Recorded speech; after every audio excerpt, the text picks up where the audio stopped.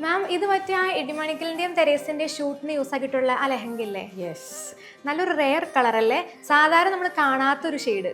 നമ്മൾ ഈ പ്രാവശ്യം അതുകൊണ്ട് അങ്ങനെ ട്രൈ ഔട്ട് ചെയ്യാമെന്ന് തീരുമാനിച്ചത്. കാരണം നോർമലി ഒരു ബ്രൈഡ് കോഫി ബ്രൗണിനെ പറ്റി പെട്ടെന്ന് ചിന്തിക്കില്ല. അപ്പോൾ ഞാൻ പറഞ്ഞു ഈ പ്രാവശ്യം നമുക്ക് കുറച്ച് ഡിഫറെൻ്റ് ആയിട്ട് ചെയ്യാമെന്ന് പറഞ്ഞതാണ്. പക്ഷേ പ്രിസൈസ്ലി നമ്മൾ ഇതിലേക്കുള്ള വർക്കിൻ്റെ സംഭവങ്ങൾ സെലക്ട് ചെയ്തതുപോലെ ഇതെല്ലാം ഹാൻഡ് ഡൺ ആണ്. കട്ട് വർക്ക്സ് ആണ് കംപ്ലീറ്റ് ചെയ്തിരിക്കുന്നത്. ഹാൻഡ് കട്ട് വർക്കാണ് ഇതിൽ ചെയ്തിരിക്കുന്നത്.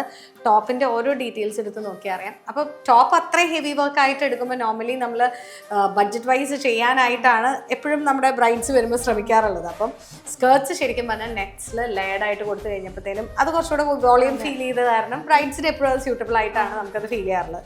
Dupatta with or without dupatta use ചെയ്യാം കേട്ടോ. അതുകൊണ്ട് നമ്മൾ ശരിക്കും ഒരു ഡ്രേപ്പാണ് പോയിരിക്കുന്നത്. ഡൈ ചെയ്യേണ്ടതൊന്നും വന്നില്ല. നമ്മൾ ഇങ്ങനത്തെ ഒരു കളേഴ്സ് സെലക്ട് ചെയ്തു, അതിനെ മെറ്റീരിയൽ വൈസ് കമ്പൈൻ ചെയ്തിട്ട് ശരിക്കും നമുക്കൊരു റോ ഫീല് എന്നാൽ ഒരു റെയർ ടോൺ വേണം എന്നുള്ള ഒരു ആഗ്രഹം കൊണ്ട് ചെയ്തിട്ടുള്ള ഒരു പീസാണ്. നോർമലി നമ്മളിത് കാണില്ലല്ലോ. ബ്രൈഡ്സിനെ കണ്ടിട്ടുണ്ടോ? ഞാൻ ഫസ്റ്റ് ടൈം കാണുന്നത്. നല്ല രസമുണ്ട് കാണാൻ. It's A lovely colour.